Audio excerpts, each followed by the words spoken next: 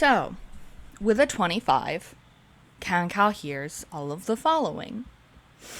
There is the sound of Bon up in the attic. I feel like while this does not happen often, Kankal has come to recognize this faint sound. Bon has not told Kankal anything about the attic. Kankal does not know anything about the attic. And Yuvia has told Kankal, if Kankal were to ask, that Bon has politely requested Yuvia not to try to explore the attic. So, and so far as Kankal can tell, Bon did not go in through the window like they normally do. So somehow they just ended up there.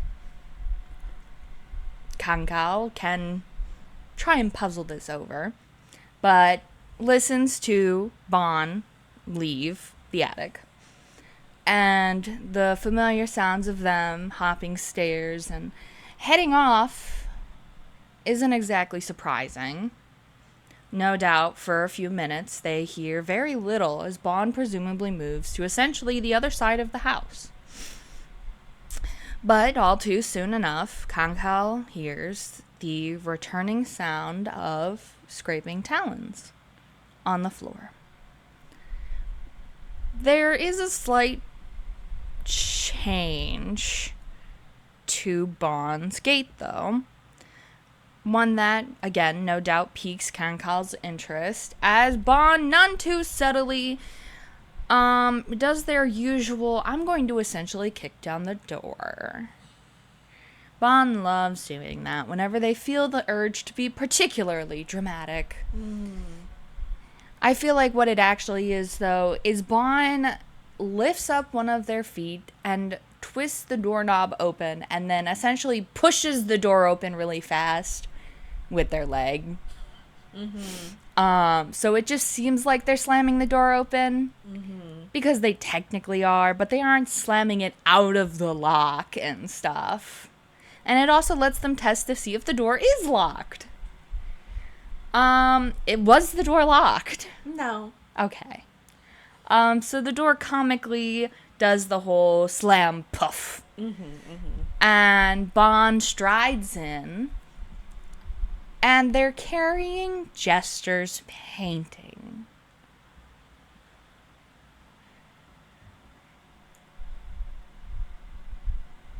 Bon walks over to the, what was it we decided on? Like shelves, like bookshelf and table across the room from Kankal's bed. And leans Jester's painting against it so the two can stare at each other. Kankal is just like curiously. I feel like Kankal is actually, for once in however long, Kankal is actually sitting at the desk and writing rather than being on the bed. Man. There's improvement, ever so slightly. And so they just stare at Jester. And Jester is just very happily, like, chilling, relaxing a bit. And he just looks up at Bon.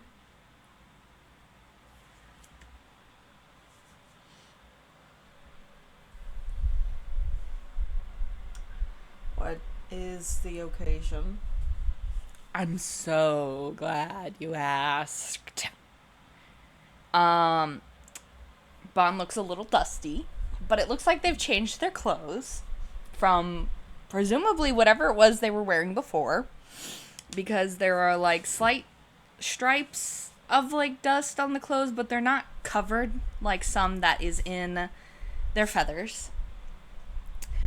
And they do kind of like puff their feathers out and give like a comical shake. And a little bit of dust falls off of them. Unfortunately, feathers are great at attracting dust. And they just like, ugh. Come here. Come here. Okay. And Bon just like shuffles over. There is just a small pad in his prestidigitation to, like, get all that dust out. Amazing. They are... Bon probably, like, wrinkles their, like, beak in a way. Like, you know, like the little feathers along their beak. And give, like, a little... little bird sneeze. Hopefully that's better for you. Well, I certainly would think that Gil would keep that place in better shape, but a day to be wrong, apparently.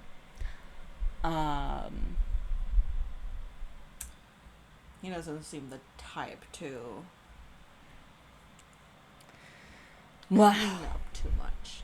considering the amount of roommates he has in that place.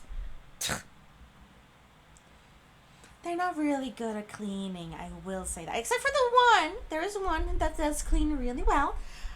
The other three, not so much. And I can't really clean myself, unfortunately. Maybe next time I will go Ghostbusters on them. Well, have fun with that. I'm sure you will do excellent on that. Just don't get the little guy. They're all little comparatively, I'm sure. The younger one. Sure. He's nice.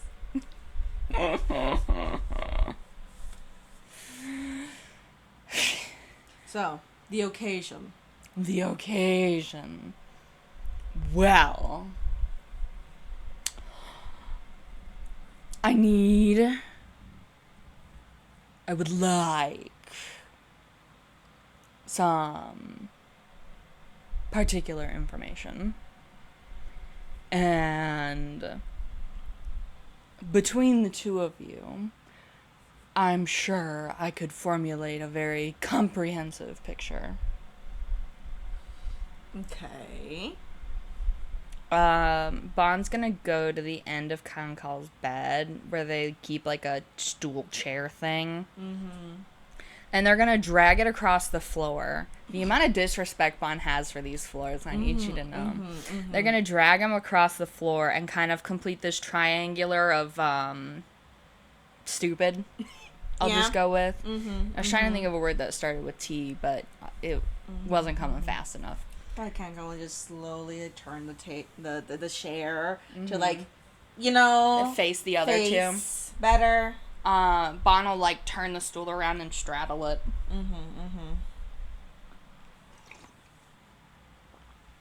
And they're gonna like gesture as they talk.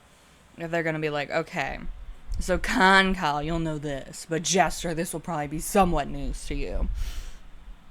So basically, after I sprung the two of you, I was invited to go on a fun little yacht trip thing, boat.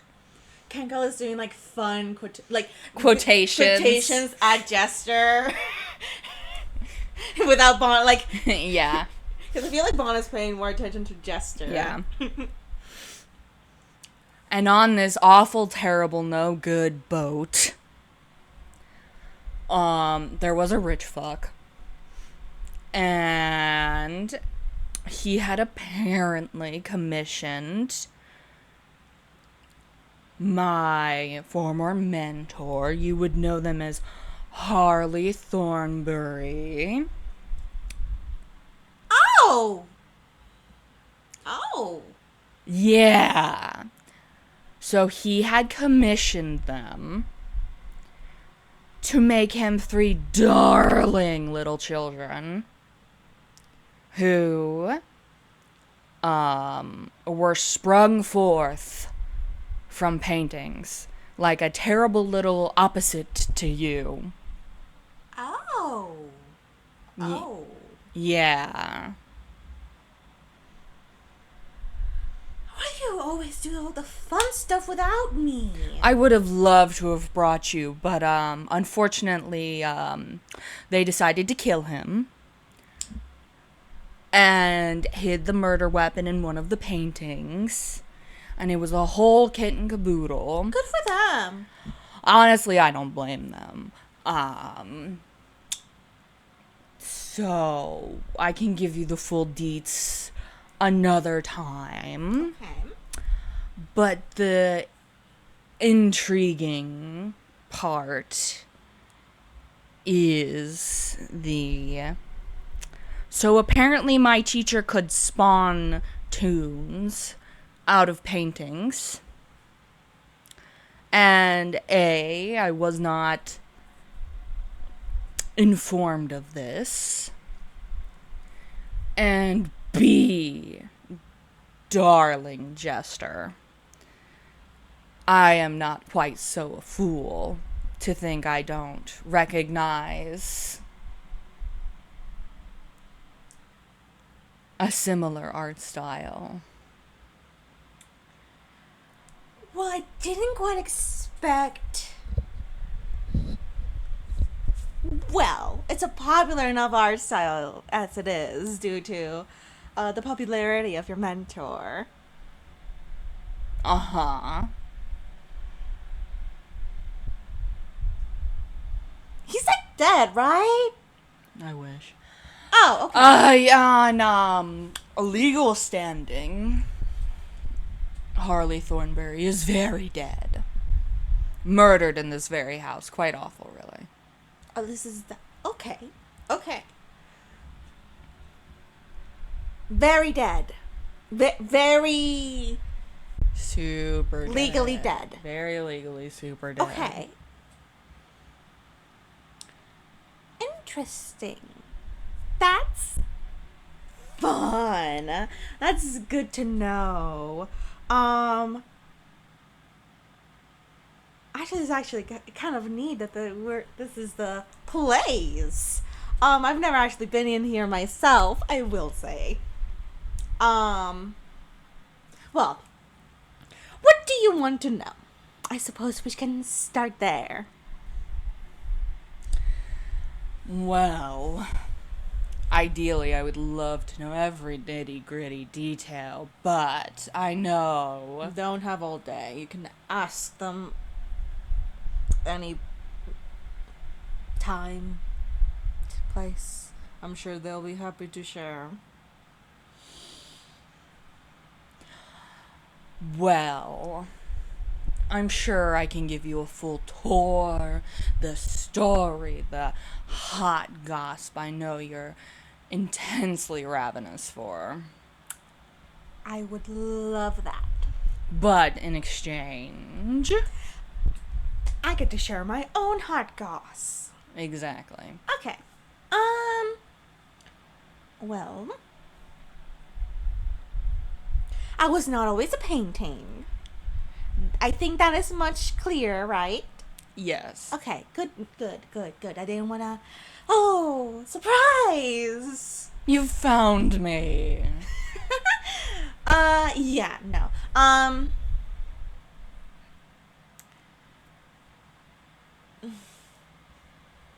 You see, I need a starting point. Okay. So, obviously, I would like to know whether or not you knew that the potential of harnessing some sort of secret aspect of my mentor's painting ability would go about spawning and unspawning things from paintings. I know that, yeah. Okay, well, that's a big one. Okay.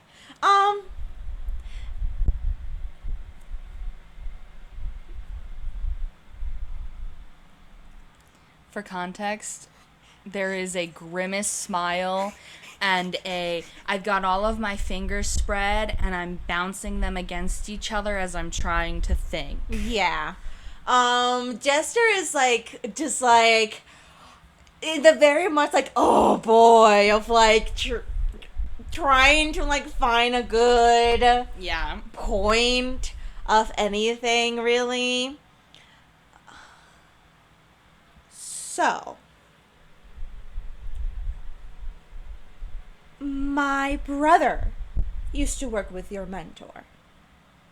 Uh-huh. Well, not really worked, but did do some apprenticeship under him. Experienced Harley Thornberry's infamous, patronage? Yes. Yes. Well, I personally don't know the full scope of how that went and go. He said that it always went fine and great and learned so many things. But, it's the whole case of I'm not there personally. So, he and I liked experimenting a lot. And he brought that experimentation up to your mentor a lot of the time. And it's a lot of working together and doing some fun little things with art.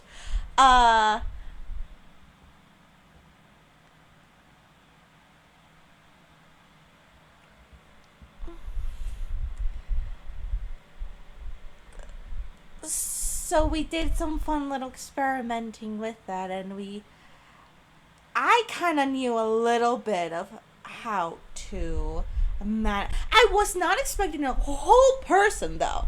I will tell you that. A whole person. It's individuals with, like, their own mind and opinions. Well, the exciting part of this is apparently they could be, quote unquote, edited. Terrifying. Horrifying, really. That's terrifying. So I did not know. I probably got lost contact. So that is terrified. Like, I didn't even know they couldn't, like, have whole individuals coming out of there, but, like, eesh. Like, it makes sense if theoretically, Jester kind of, like, looks over at Kankal, and Kankal is just, like, passively writing notes. And everything, and they're like, did you know?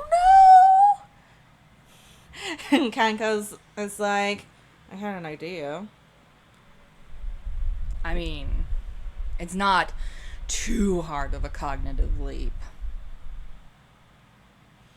I was honestly seeing if that could be easily, not really easily, but replicated in some aspect. And if it could be done to paintings that were previously done by others. Considering if you ever wanted to not be in a painting, this could be a good way for you to be more mobile. Oh. Well. Yeah.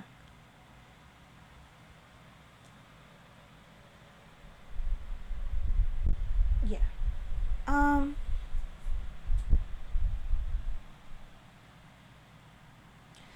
You say Thornberry patronage. And what do you mean by that? Bon makes a face. It is an ugly face. And they like look away as they do it. Mm-hmm. And you hear, like, the scraping of their talons on the floor, and, like, they rustle their wings and floof a little. Like, they're not trying to hide it, but it's very much a keeping myself under.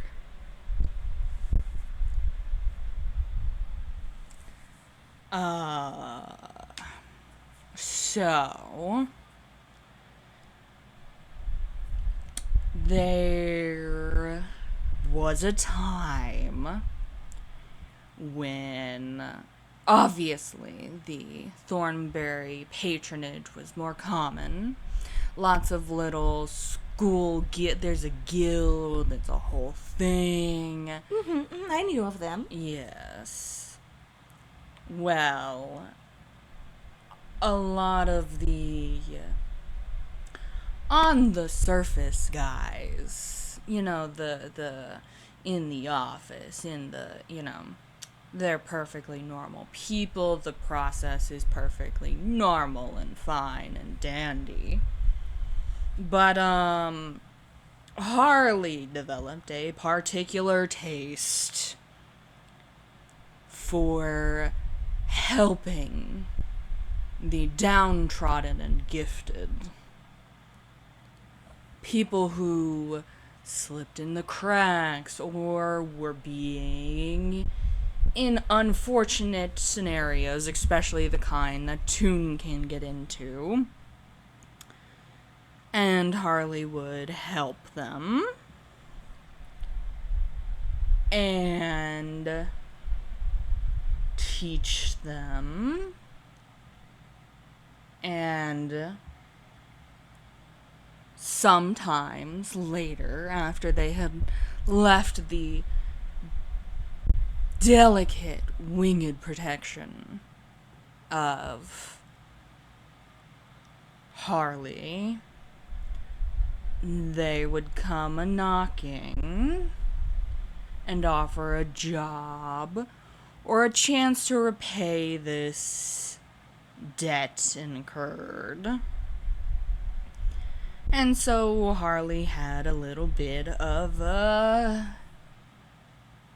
secret underground thing going on.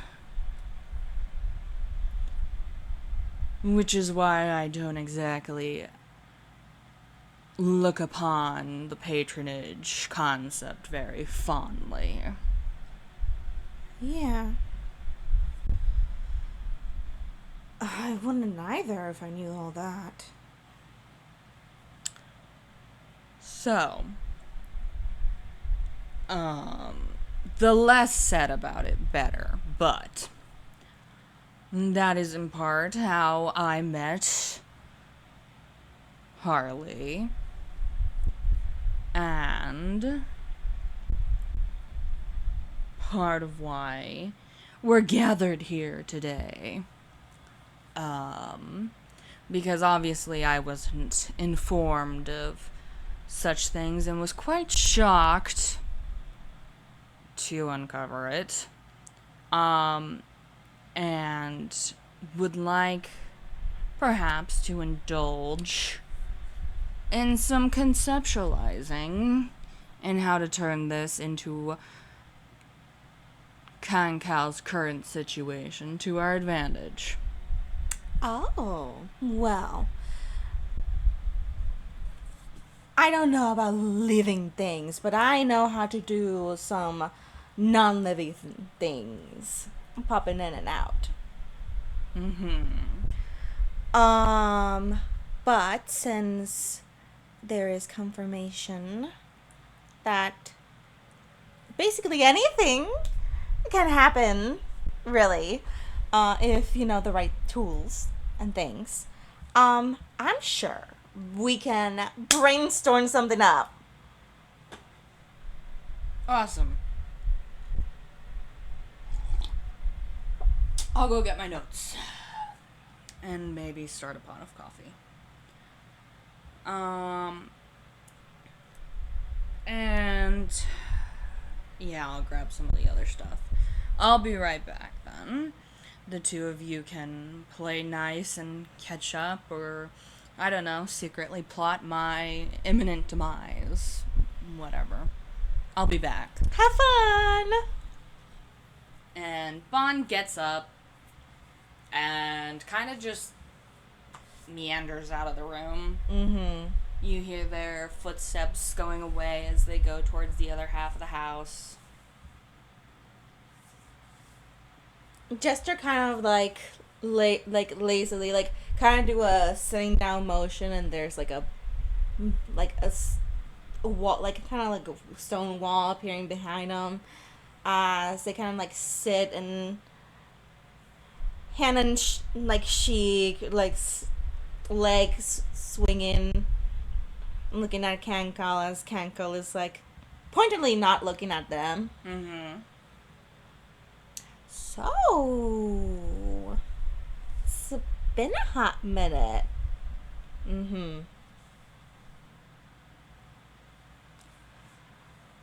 I see you have a very ambitious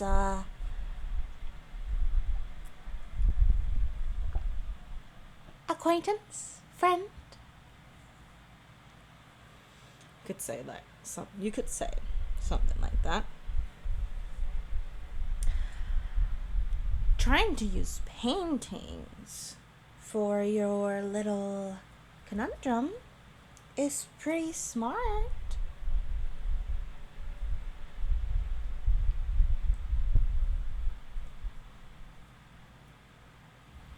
You could say that.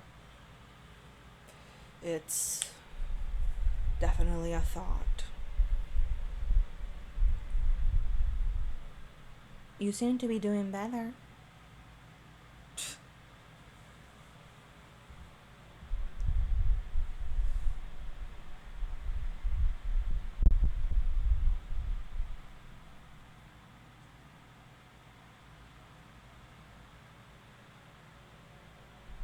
How is everybody, actually? Since we have a minute. Well,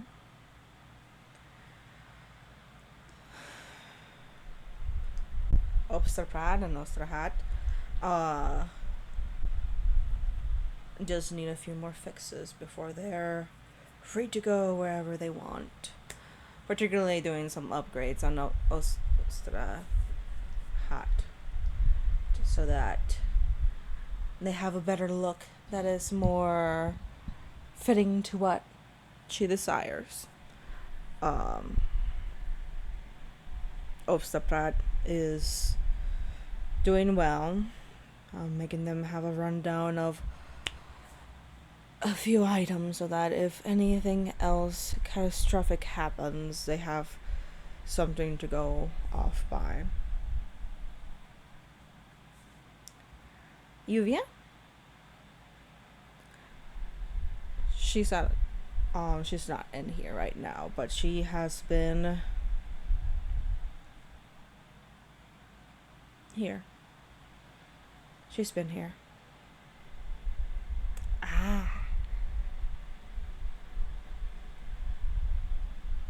So who got you the shirt? And Kankal kind of like pauses mid note taking. I believe it was a combined effort of Bon Arlo and Yuvia. Oh, both of them!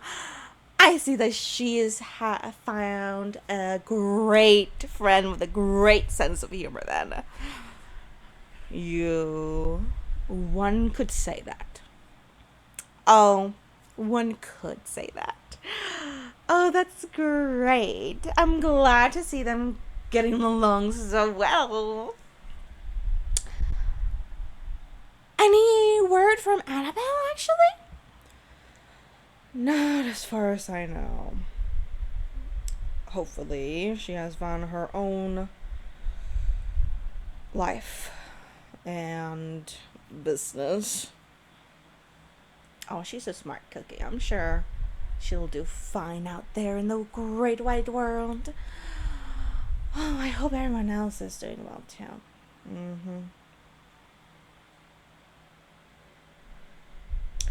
So, helping out Bon with some dusting.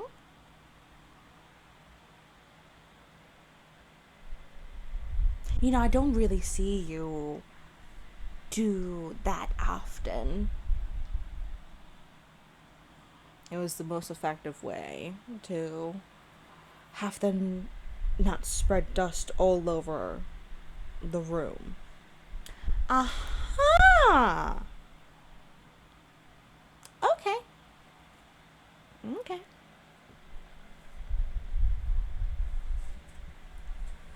There's a distant sound of Bon talons and something that goes ka-thunk, ka-thunk, ka-thunk, ka-thunk, ka-thunk, ka-thunk, ka-thunk. Do you think they're bringing the torture machine? Honestly, it'll liven the place up.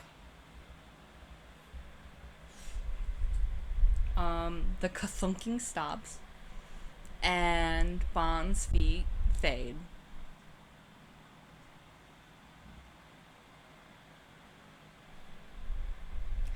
You know, I thought they were... I wish I could just look through the paintings here. I wish I could see... Do you think there's a lot of the paintings here, actually? Oh. You could ask. Well, yeah, but... I wonder if there's any of my brothers here.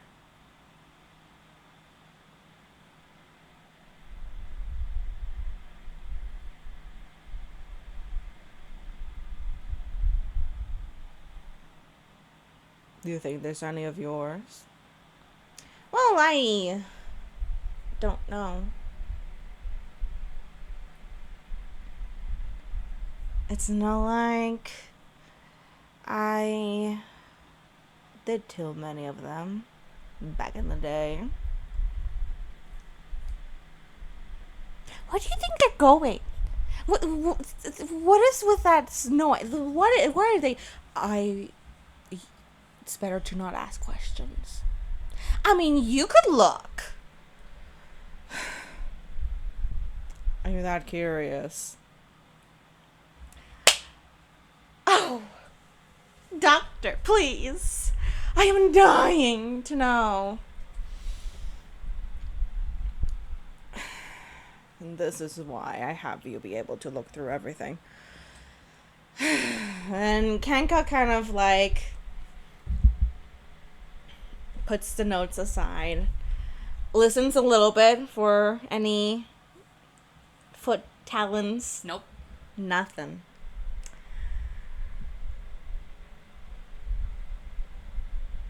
They are going to grab Bond's feather. Mm-hmm.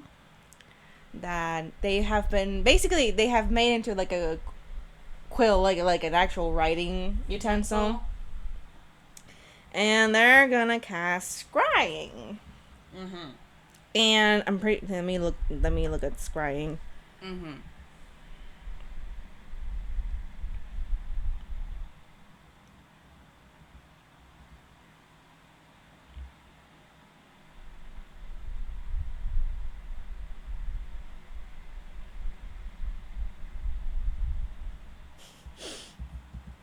Okay, so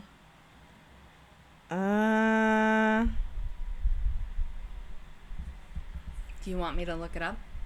no, I got it. I just need to find Kankal's spell DC. So spell DC of 19. Bond needs to roll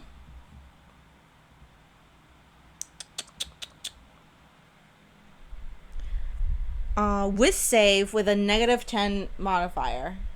Okay. Plus whatever, you know. Yeah, it'll be just -1. Damn. Holy shit. Yeah, because they're a fucking cleric. I know, but hot shit. Their wisdom's a 20. I know. Look. You're like, damn.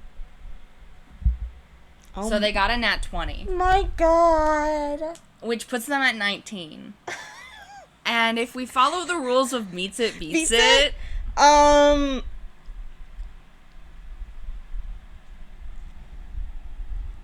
Well, first of all, is if the creature is willing. Uh-huh. And... Oh, wait. Wait. So... Target knows you're casting a spell, can fail the saving throw voluntarily. Actually, it's supposed to be -15. But also, you got a nat 20. Yeah. So I feel like that is... So it's okay. So it would be, yeah, I mean, yeah, Kankal would still, like, win because... But it's still a nat 20. Yeah, but... Yeah, because it has the knowledge. Yes. And then the connection. Yes. So that's a -15. How about this? There is like a moment of hesitation where it's like Kankal's not gonna see anything before the picture comes into view, basically. Okay. And how about this as well? Bon can know that Kankal is scrying them. How about that? Yeah. That makes it. Yeah. Okay. So, how does this look?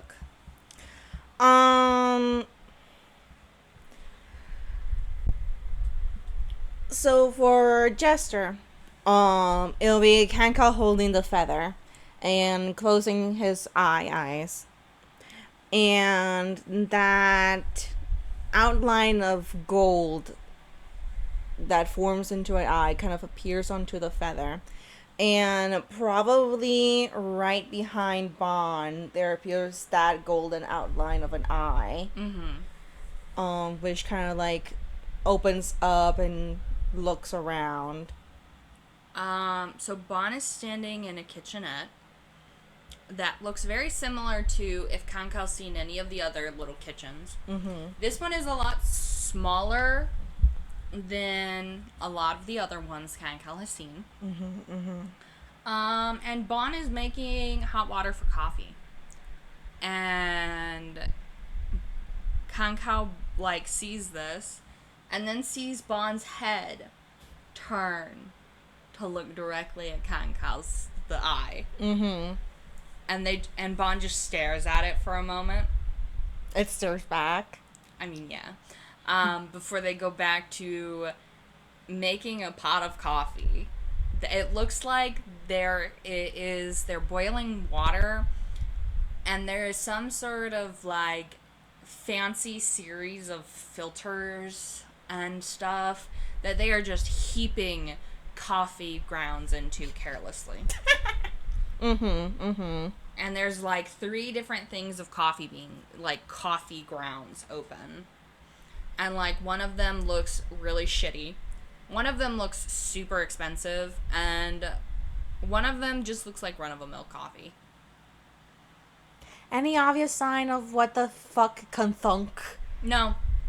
There's nothing around Bon. Around Bon? So whatever they had that was making that noise, they left.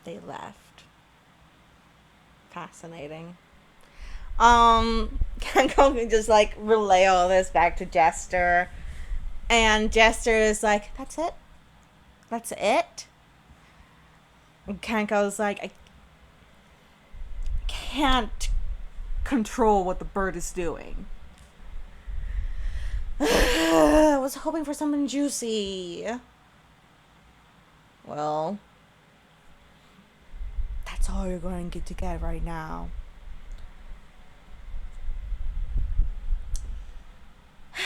Fine.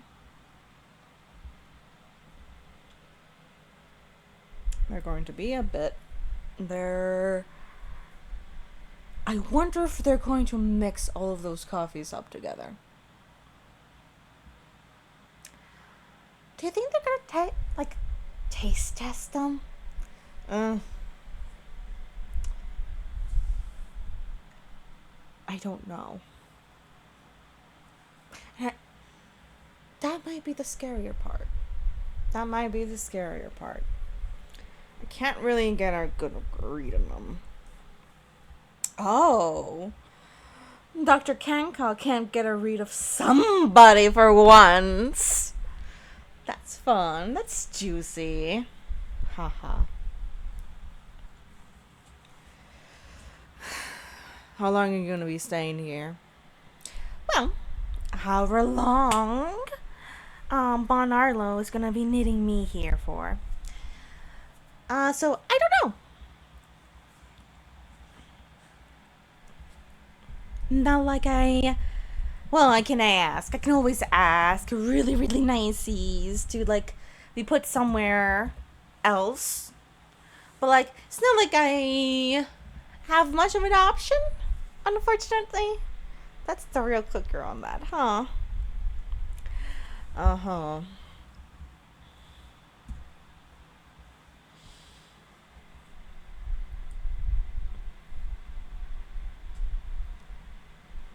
Did you mean it, though? About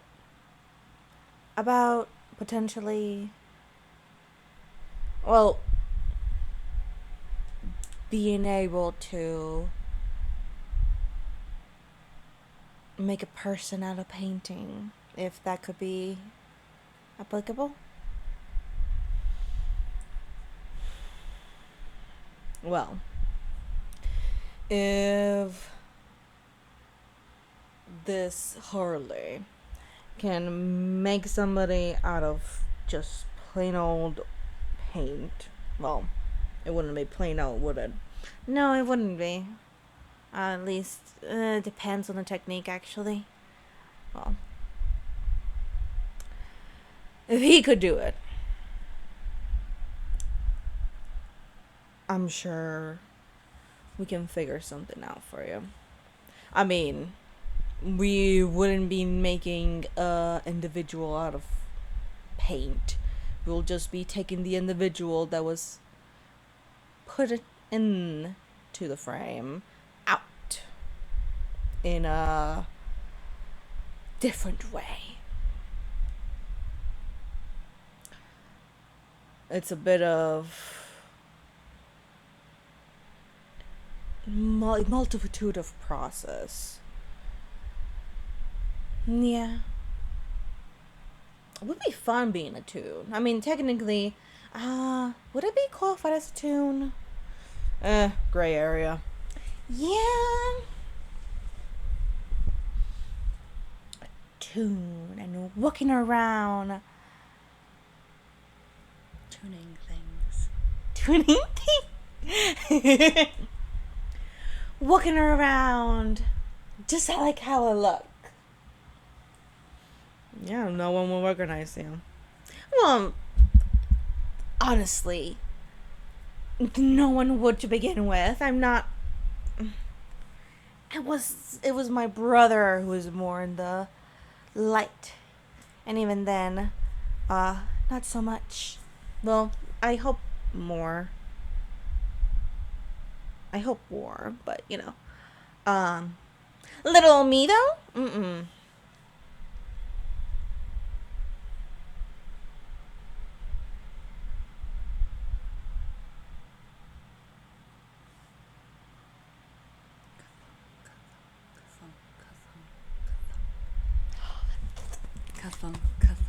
Kankal, you need to look right now. Kankal's like, okay. And it's just like, open up the eye again. Bon is walking in the direction of Kankal's room. Mm-hmm. They are looking straight ahead. Mm-hmm. And can Kankal's scrying see behind them? Yeah, it can move 10 feet. Awesome. A radius. Bon is dragging behind them a cart. Like a flatbed cart. So it is essentially like flat with wheels and like a handle that you drag along. And piled up on this cart are there's a lot of paper. There's a lot of paper in like binders / folders / in a stack. There's some canvases, a lot of canvases, a couple of easels, a tray with what looks like a pot of coffee and some cups, and a fuck ton of paint. A bunch of different kinds of paint. And like paint brushes, and just, it looks like a lot of crap. Kankal will relay this to Jester, and it's like, oh, well, that's boring. Well, not really boring. Actually, it's very intriguing that we're also bringing in canvases and paint, but that makes sense. Maybe you should take away the scrying. Maybe you should just put the feather down away before they come here. And Kankal kind of like basically uncast scrying and like having the feather in one hand, looking at Jester, and it's just like, they already know. Bon opening the door. What do I already know? We were looking at what you were doing. Oh, that. Yeah. Yeah, Kankal's a nosy bitch. Jester asked. Jester asked. And there's like the two pointer fingers just like touching each other. For a second, you kind of wonder how Bon is going to get this cart through the doorway. Mm-hmm. And Bon just looks at the, like, width difference between the doorway and the cart. And they kind of, like, stop. Like, they're standing in the doorway. They, like, stop dragging the cart. They let go of the handle and, like, lock it into place so it stays standing. And they do something a little funny. They put their back, carefully positioning the door frame between their wings. And they press their back against the door frame. And they hike up a leg. And they push it against the other door frame. And I'm going to have them roll intimidation. So that was another nat 20.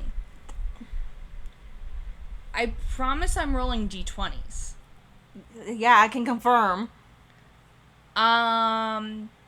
So Bon just puts themselves between the doorway, back on one side, foot on the other, and they mumble something under their breath, and they push. And the doorway widens. And you can see, like, their talons flexing around the door frame. And the toony wood just distorting like it's on another cell layer. And they push this door frame open probably another foot. Kankal's expression is one of bewilderment. Jester's expression is one of glee. And once Bon seems sure that the doorway will be plenty wide enough, they kind of, like, disengage themselves from this position and, like, rub their back a little as best they can. And they bring the cart in. And it fits through the doorway smoothly.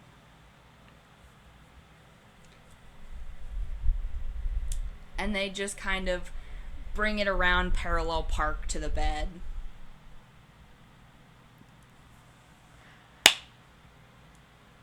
I love toon houses. Kankal has the look of like, not used to this.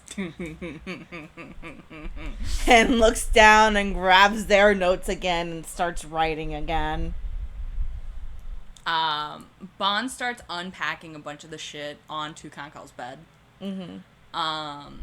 The coffee tray does end up on the desk, though. And they're like, yeah, the house knows what's good for it. Bullying the house itself. That's so cool.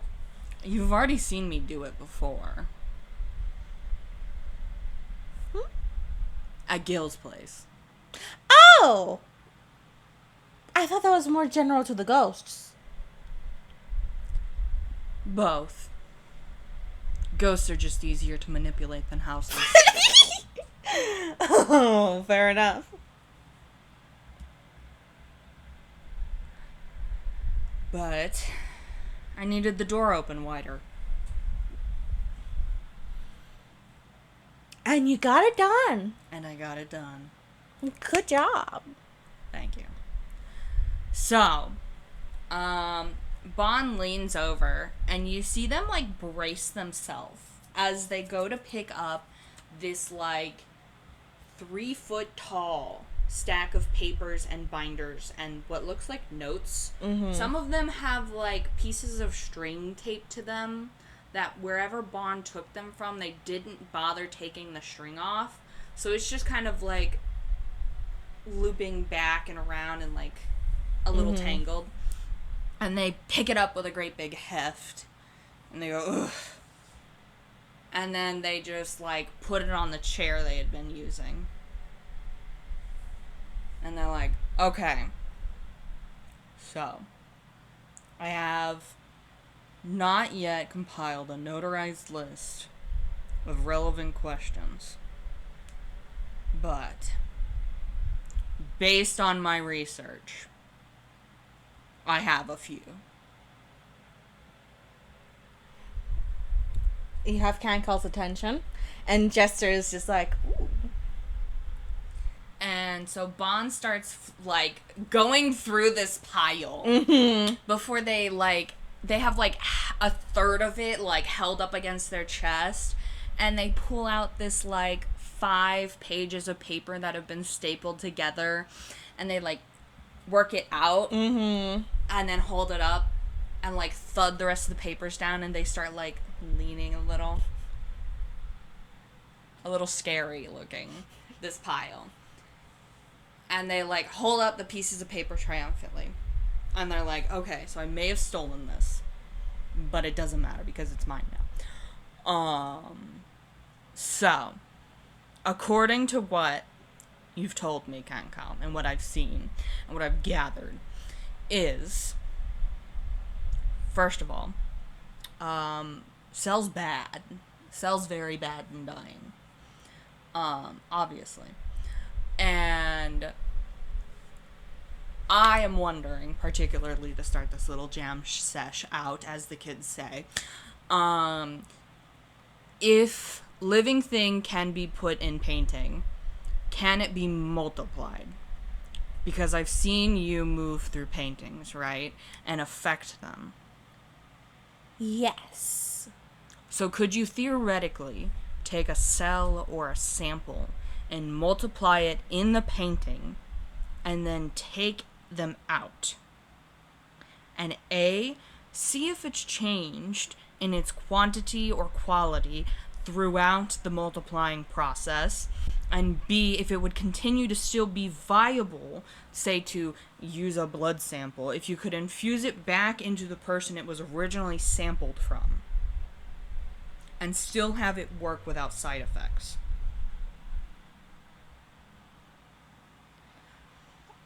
Ooh, science. We can easily test out the multiplying thing. Can we start there? Yes. Okay. I brought canvases. Most of them are empty. Wonderful. Okay. So, I don't know if you remember, but you actually already taken things out from my painting. The phone. The phone. I gave that back to you, right? Yes. Okay. I'm glad. So, I can actually store things inside my paintings. Yes, the murder weapon was stored inside of the painting, along with the blood of the victim, in the bad boat time. And other objects were taken in and out. So I know that that's a whole thing. Okay. Let's try multiplying. Awesome. Okay. First thing we should do is probably... Okay, so a telephone, like a cell phone. That's more advanced technology. But it's still not living.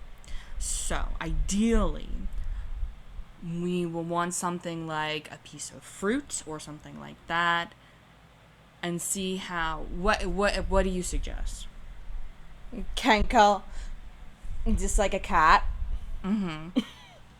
Because I want to know if, with multicellular objects, if it increases or decreases cell death, or if, like, the cells are perfectly, like, recreated, including the state they were in whenever they went in. Essentially creating a state of suspension.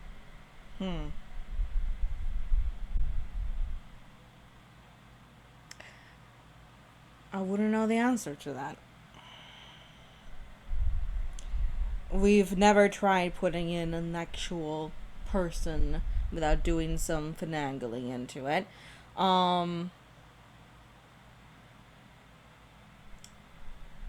The one individual Jester. The one, what was their name? Jessica. Oh, yes. They tried to eat some of your fruit from one of your paintings. Yes, it didn't taste good. From what they told me. Okay. Actually, Bond's gonna, like, grab their pile of notes and, like, toss it onto Kankal's bed.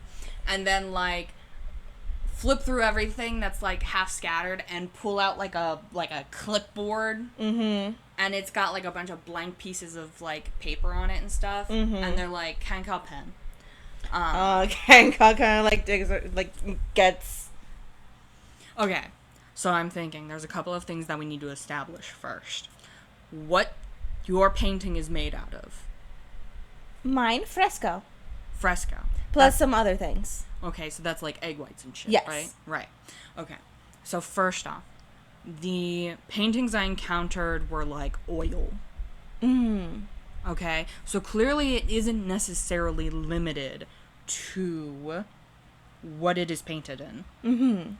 So I'm thinking, if we can paint what we need to paint for Kankal with something that is compatible with Kankal, that would decrease chances of rejection and also make it essentially more palatable. That makes sense. Right? Because I know we did mine on fresco just because of that egg white quality. It's I used to be my family used to be farmers, so that was readily available. I was already used to that kind of access to it, and it was a easier transition than just going straight into oil, acrylic, anything like that. Well, if you think about paint qualities, right? Like, there's a degree of natural versus, like, artificial, especially, like, you see it a lot with tunes, right? Where it's, like, their different qualities have to do with what they're made of and what kind of ink they have and stuff like that. I've encountered this before with, like, obviously treating tunes and shit like that. So, basically, ironically, your material is essentially partly composed of stuff that are the building blocks of life, right? Yes. Like, exactly. So if anything, that's a really good sign. Jester, and you can know that Jester is like, that's gone as good, and you're like, kind of turns to like Kankal being like, is that right? And Kankal's like, yes.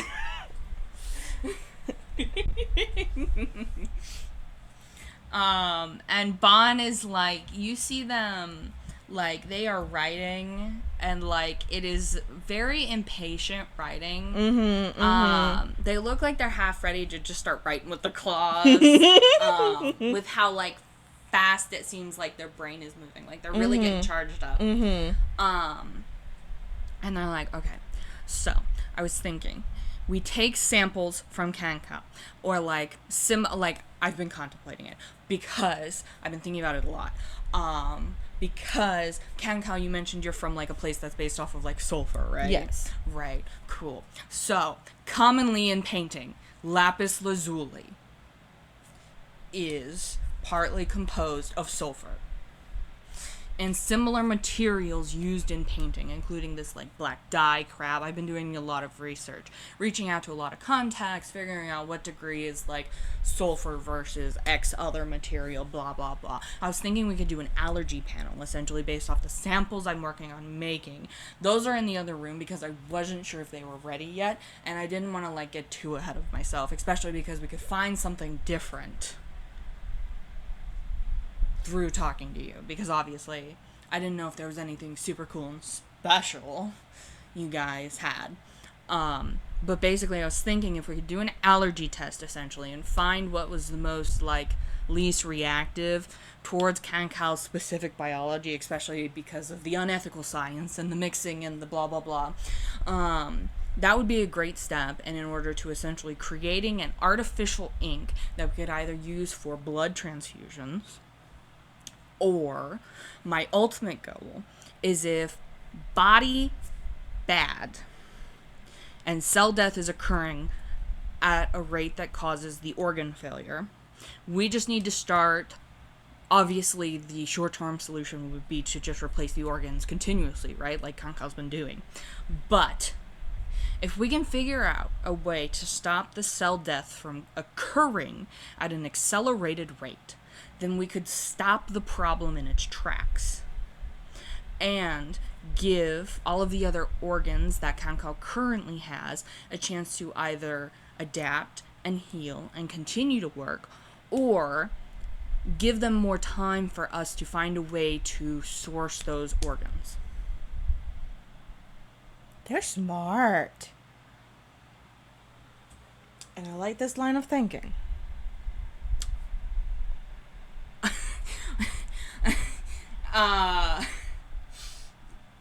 Bon kind of fluffs up a bit. They're like, listen, I've been thinking about this a lot, okay?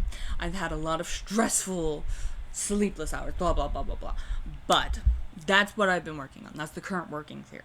I've got several different samples in the other room, and also that was part of why I wanted to get Jester up here, because, especially in the revelation of painting people, if we could figure out a way to essentially artificially create organs that we could use to transplant into Kankal, from painting to Kankal, A, we wouldn't have to kill anybody or start any, like, organ laundering,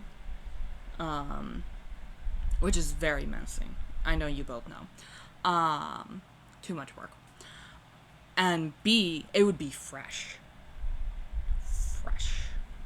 No worry about any pre-existing issues.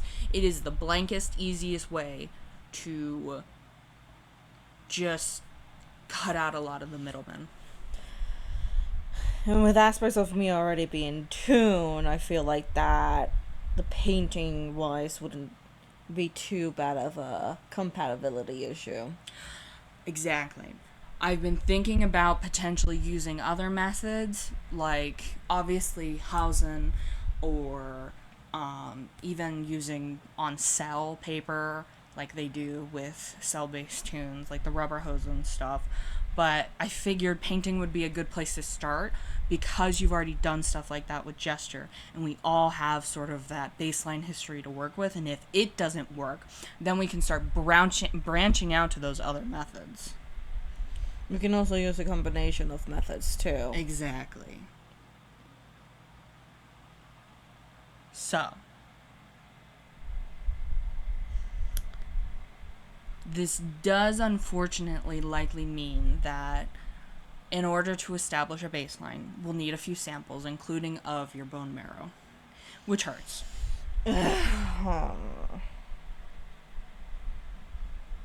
Fine. Thankfully, if we figure out the multiplying thing, we will only need one sample, because we could multiply it and do different tests on the multiplied bone marrow. Mm-hmm. And see how those react to different tests. Hopefully. Again, it does rely on the multiplying thing working. Speaking of which, the canvases. And Bon turns and starts grabbing canvases. There's a few different sizes. They've got like one really big one. A couple that are probably the size of a dinner plate. And then like 2 or 3 or 4 that are like varying sizes in between. The big ones partially like, it looks like someone started to do in like the base background. Like there's impressions of color. And a couple of them have like more detailed background, like work starting to be put in. One of the small ones though is an almost completely finished painting. And it's just a still life. I guess the notable thing about it is a location that neither Kankal nor Jester would recognize. It's partially whitewashed over, like someone didn't like how it was turning out, and was going to erase it but couldn't bring themselves to. But the big, like, rendering of it is just stone outcroppings. All sort of, like, creating this wall.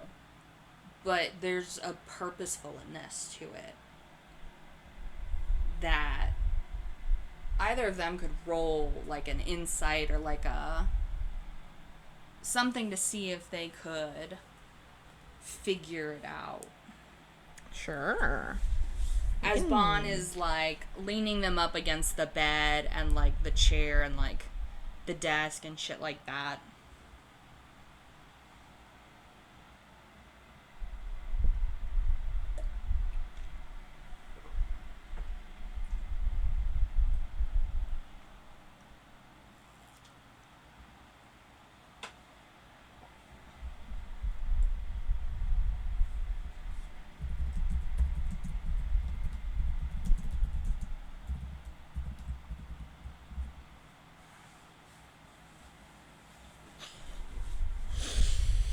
Kankal got an 18. Jester got a 3. Okay, so Jester, it's a bunch of fucking rocks on a rock wall. It's a bunch of fucking rocks. And cool fucking rocks, though. To Kankal, it looks like it was a...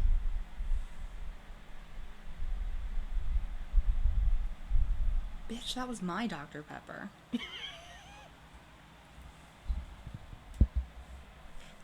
One moment. My Dr. Pepper?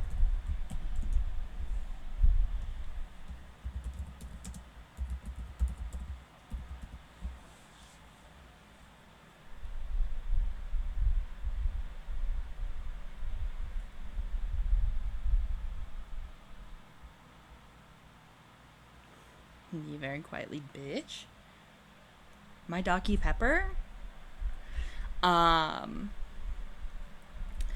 to Kankal, it looks like it was once a natural formation that over time has been worn in specific places to... It's essentially a climbing wall. It is a climbing wall. Someone has painted a climbing wall, and there are lots of subtle scratches, like from talons, but like over time. Like, it's a very old piece of rocks. There's nothing else really special about it. Bam.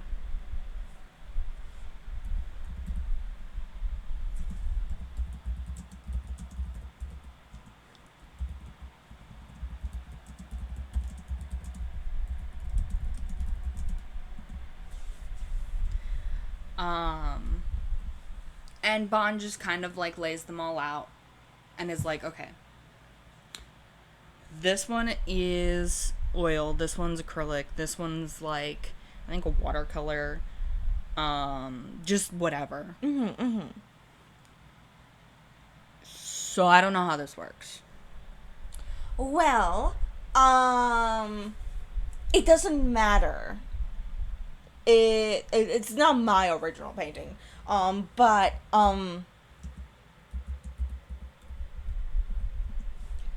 first of all, I need to actually focus in order to connect these paintings to me. Do you want me to, like, touch canvas to canvas, or, like... I mean, you can. That'll make it easier. Cool.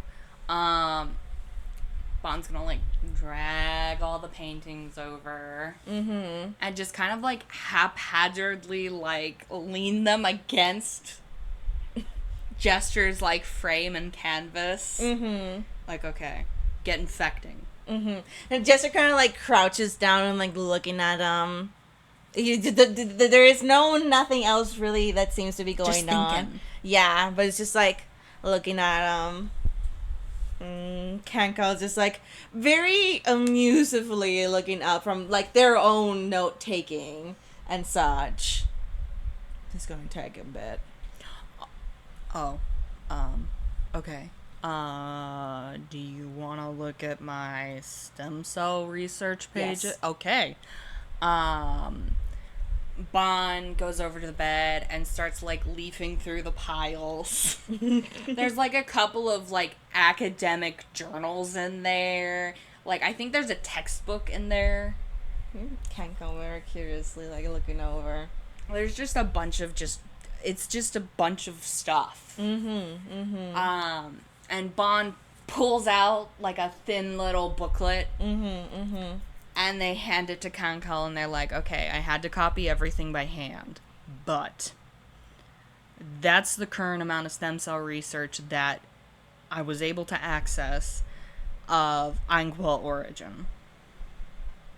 Basically. And my own personal knowledge on stem cells. Fascinating. Yeah, you're welcome. Feel free. Go wild. Kankal like opens it up and starts like reading at a decent rate.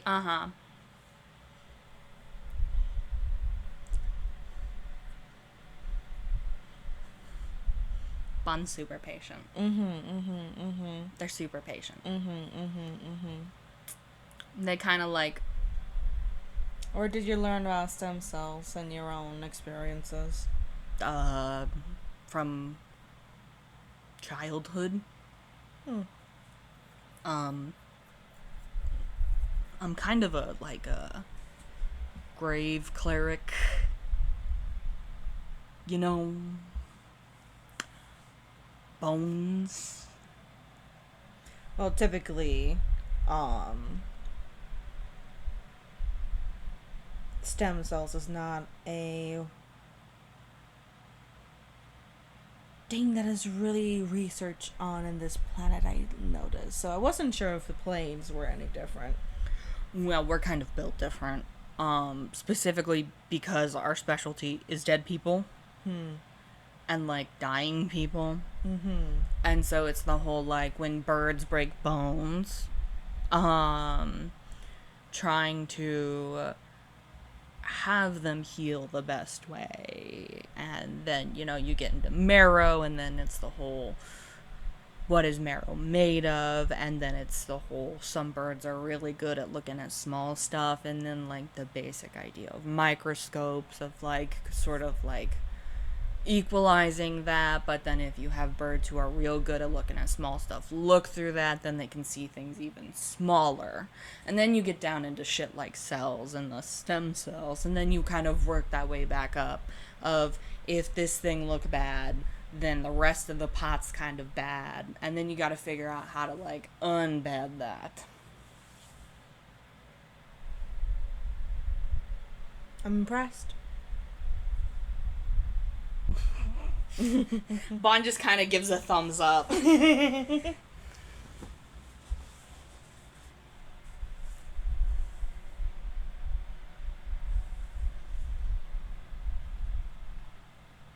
Okay.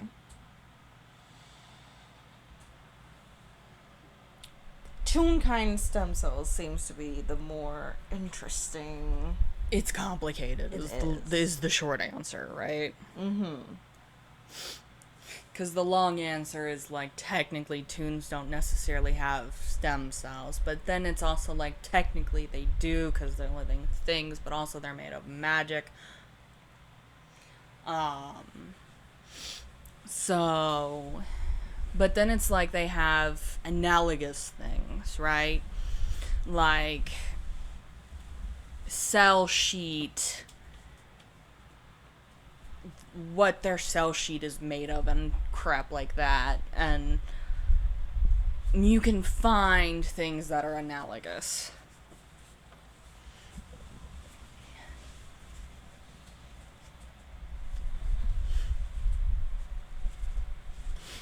This is Soto. What is analogous?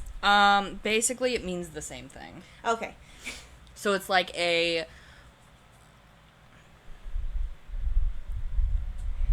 red apple is analogous to a green apple if you're just talking about apples. Okay. If I'm remembering the word correctly. Yeah. You know. That's how I'm doing it.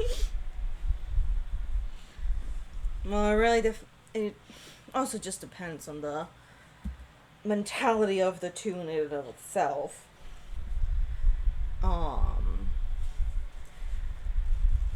I know in some tunes, if anything, you're lucky if there's any cells that we are more accustomed to knowing of. Again, that's where you gotta get creative. Because first off, tunes are partly based off of perception. Like, they don't tell you about this shit. But every single viewer of the tune, it's slightly different, right? Which is why whenever you see tunes, especially like after they've been drawn, but it's not them, it's like a poster or some shit like that, right? Like if you had the same poster drawn 20 different times by 20 different people, they would all look slightly different, right? Even if they were all looking at the same poster. That's because of everyone's perception and style.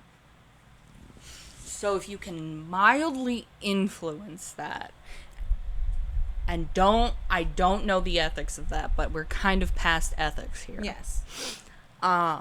If you can mildly influence that by leading the witness, as the kids say, and you start explaining the concept of cells, you can more or less trick the tune into thinking about whether or not they have cells.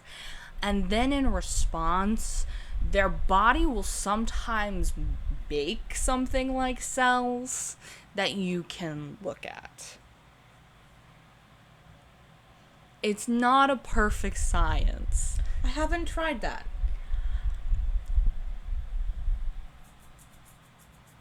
I'm good at what I do. And usually that involves lying and cheating.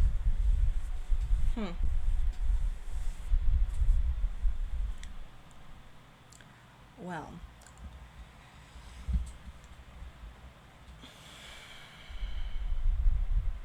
I gotta thank myself. You're all good. I accidentally got a little too nerdy. No, out it's of great. character. It's really great. I love it. My brain is not running on all cylinders, so for me to also be nerdy. It's okay. Because we've already talked about this before. Like, Yes. okay. Behind the curtains. We've already talked about this before. And we were like, let's have an FPS where we actually can't, A, canonize this happening. And B, bring in Jester and, like, tie together all of these ends, you know? And sort of just, like,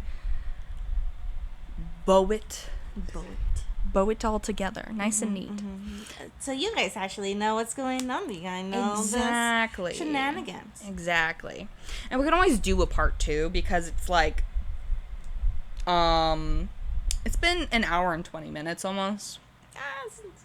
It's not that bad, but it's a healthy, respectable amount. And we can always do a part 2 where we're like, okay, we've thought about it a little more. We've given it a little more time to, you know? Like, this is like the opener. This is the opening scene. You know? You know? Shenanigans. Yeah, because this is probably going to be like a 3-hour mini game. Oh my god. I'm joking, but like... But also. And we can also, like, step back and do a little bit of, like... We're narrating this montage. I think that's also a good idea. So from that aspect, from that point, that thought, is, so Jester's working on infecting the other paintings. Bon and Kankal start talking about stem cells and bone marrow and probably, like, where they come from in their research of it a little more in depth. Yeah. Of, like, Bond's whole thing of, like, yeah, this is part of the cultural, like, everybody kind of learns about this idea of, like, if someone breaks bones, you have to be careful because the stuff inside is important. Yeah. You know? And essentially bone marrow being kind of this weird... I think it'd be cool if it had, like, a pseudo-ambrosia mythical concept around it. That would be cool. You know, because it's like, this is the stuff that gives you life. Mm-hmm. And, you know, you must not consume others' ambrosia. Mm-hmm, mm-hmm. You know, because it's, like, a taboo, but it's also, like, a... Like, I feel like that's how it started, right? Mm-hmm, like, mm-hmm. culturally. Mm-hmm. Is, like, the shit inside your bones is special. And, like, as time has passed for Bond's, like, temple and religion and stuff, they've done more research into it. And so, like, the stem cell shit's kind of, like, new comparatively, because obviously Bond was, like, a journeyman, basically, when they left. So they don't know everything. Especially since it's been... A bit. At least 20 years, I think. About 20 years. Since they have left. And 20 years... Is plenty. Is a lot of time.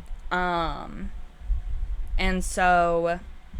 and then obviously Kankal has more advanced knowledge of stem cells. And Bond just admitted to essentially gaslight girl boss gatekeeping Toons into having cells and similar things.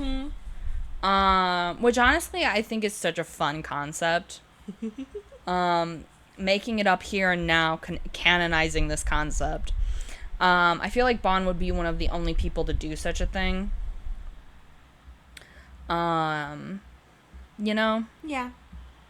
Because it's like, who thinks of, like, essentially, gaslighting people into thinking about their bodies' functions?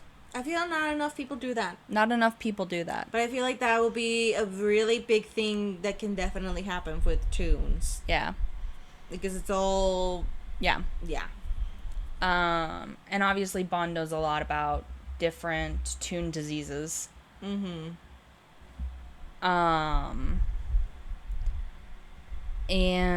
so we get a little bit of that montage. And then how do we want to decide how well the multiply thing works? Because that's actually new. That is new that we had. We haven't talked about that or run the numbers for that. Yeah. We could always just roll a straight D20. I feel like that's a good... Yeah, that's a good base. Because that's essentially out of 100. With 100% chance being like, yes, it will work. So Soto is rolling a D20 to get an idea for how well the multiply thing works. I feel like 50 to like 60 would be our... it works, but it has a degrading return. And, like, the degrading return essentially goes until 80%. Okay, so like 3. So I feel like the multiply thing does not work. Yeah. I feel like it is they test it out, and it comes back like sludge. Yeah. I think especially with, like, organic. Yeah. I feel like, okay, in my brain, it's like, I feel like the exterior looks fine, but, like, if you were to cut it or anything. Like the nasty ass, like, SpongeBob Krabby Patty episode, where they're, like, pumping those bad boys out, or, like, where he's, like, fighting against King Neptune. And it's, like, the outside looks fine, but the inside's that gray sludge. Yeah. Yeah. Yeah. Yeah. Real ones will know what I'm talking about. So it's something like that. And I feel like, honestly, Bond would not be deterred, if only because, this is, like, initial testing. Yes. You know? And it's like, they haven't even broached any of the anything, right? Because, like, can you multiply a single cell? You know? Like, that's hella different. from, like, trying to multiply something like an apple. You know? Yeah. Because an apple is technically a living thing, or it was, but technically it's also already experiencing cell death. Because it's no longer growing necessarily. Something closer to what they would want would be like a seed. Multiplying a single seed. Because a seed is not dead, it is dormant.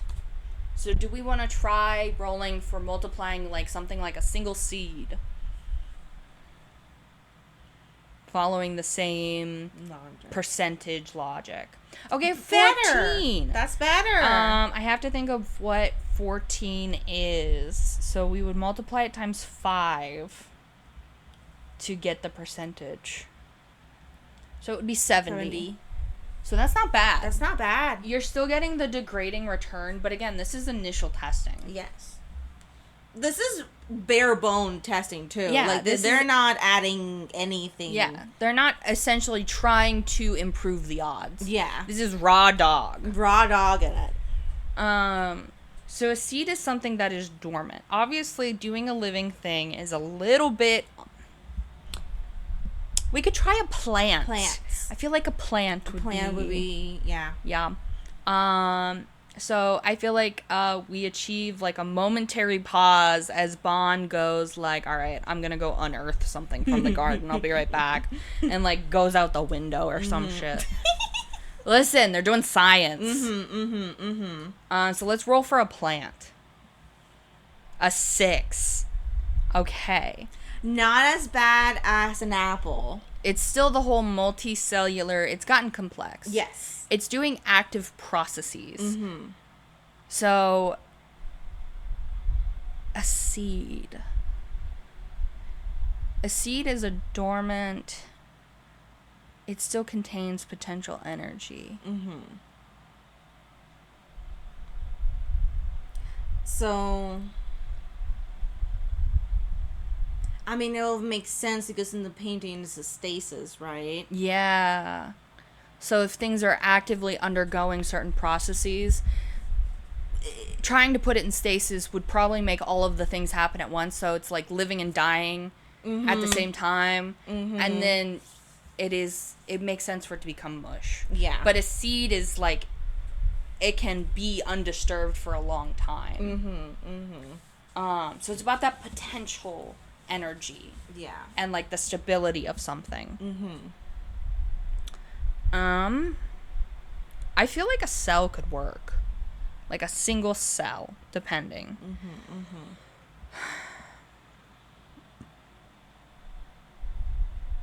Why don't we roll for Bon will pluck a feather. Okay. And hand it in, basically. So roll for Bon's feather. Let me actually start writing down what all of these are. A 7. So that's better. It's not necessarily living or dead. It is in a same... I feel like with the one we're going with like the inorganic is like